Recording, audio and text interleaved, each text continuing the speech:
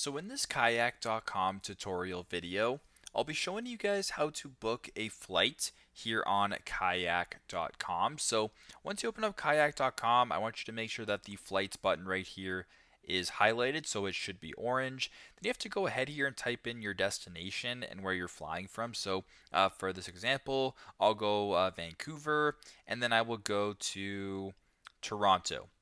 My date of departure, I'll go July 1st to July 4th, and I'll just go one adult on economy.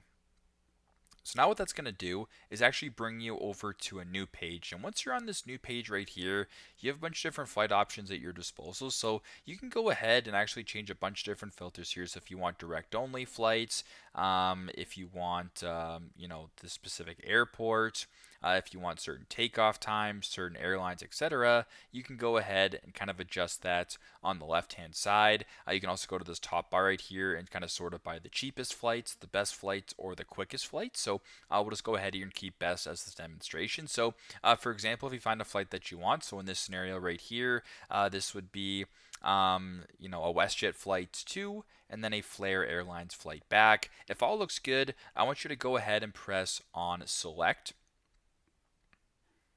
So once you have pressed on select, it'll actually show you which fee, so you can go ahead and do ultra basic, econo, or econo flex. And then most importantly as well, you can go down and kind of view a bunch of different websites that you can book this flight from and how much it'll cost. So there's a bunch of different websites right here that you can book it from, and it'll show you the associated price right here. So you can go ahead and press on book and then follow the steps that way. So very simple, very straightforward. This is how to book flights on kayak.com. Thanks again for watching, and I hope this video helps.